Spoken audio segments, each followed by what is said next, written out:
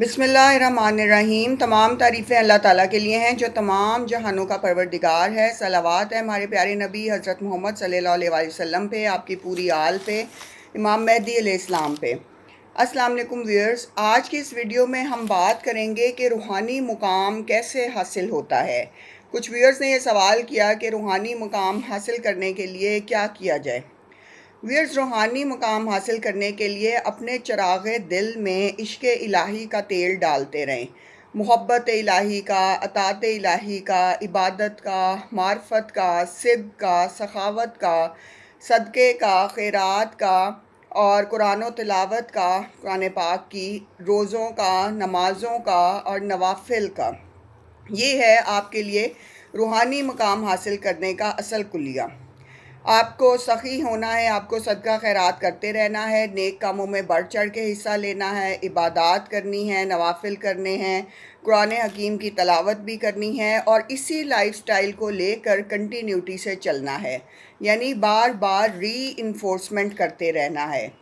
अगर ये सब आपने करना है और आपने मुस्तकिल कर लिया, इसको करना, इस लाइफस्टाइल को अपना लिया, तो इस कैफियत को व्यूअर्स हाल कहते हैं। जिनको हाल नसीब होता है वो हर वक्त उसी सरूर में रहते हैं और उसी खुशी में रहते हैं और उसी में मगन रहते हैं।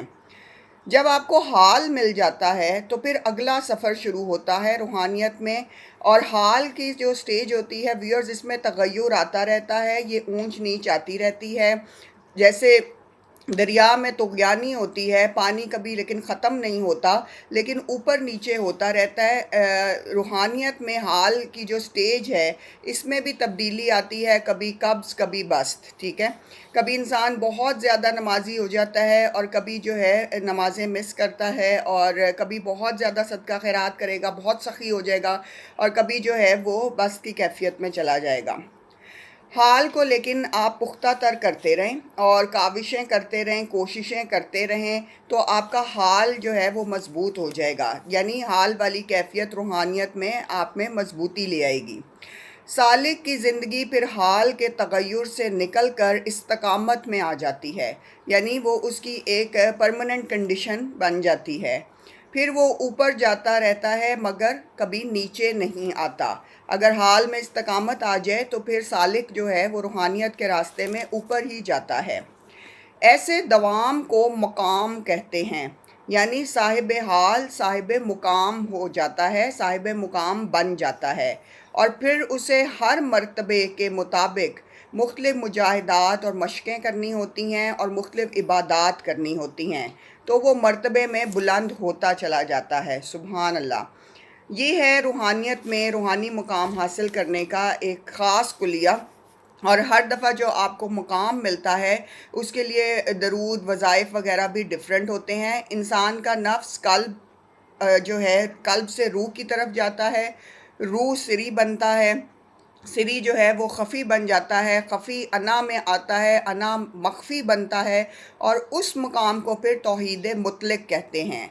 तो ये हमें देखना चाहिए कि जो जितने भी आप विर्द करें और वज़ाइफ करें वो पहले देखें कि आपकी रूह बेदार हुई हो, क्योंकि अगर आपकी रूह बेदार होती है तो फिर आप उसे ताकतवर बनाते हैं। रूह व्यूअर्स कभी भी मुर्दा नहीं होती, वो हमेशा ज़िंदा रहती है। उस पर गुनाहों का गुबार आ जाता है जिसकी वजह से वो बीमार और कमज़ोर पड़ जाती है। लेकिन जब हम मुकम्मल तौर पे कल्ब इलाही को बेदार करते हैं, ज़िक्र की ग़िज़ा से इसे तरोताज़ा करते हैं, ताकतवर बनाते हैं, तो ये तंदुरुस्त हो जाती है।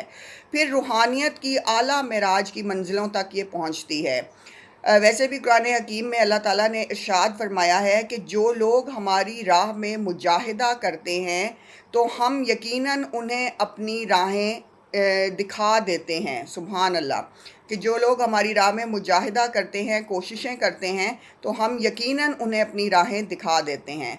तो रूहानियत के रास्ते पे गामज़न रहें और सिद्क़े दिल से रहें, और सच्चाई का रास्ता है जी, ये सीधा रास्ता है, और कुरान हकीम में कई जगह इसका ज़िक्र है, और औलिया कराम, अंबिया कराम का रास्ता है, तमाम आइमा ताहिरीन का रास्ता है। 14 मासूमीन का रास्ता है। तो इस रास्ते की कभी भी मुश्किलात से मत घबराएं। आपकी रूह जो है वो आहिस्ता आहिस्ता बुलंद मर्तबा होती जाएगी और लतीफ़ होती जाएगी। जैसे जैसे आपको अल्लाह ताला रूहानियत में आगे लेके जाएंगे, आपकी लतीफ़ रूह हो जाएगी और हर किस्म का गुबार और गर्दा जो उसके ऊपर गर्द पड़ी हुई है वो उतरती चली जाएगी। अल्लाह ताला हम सब को रूहानियत में ख़ास मुकाम अता फ़रमाएँ और हम सब के सब्र में और इल्म में इजाफ़ा फ़रमाएँ। आमीन।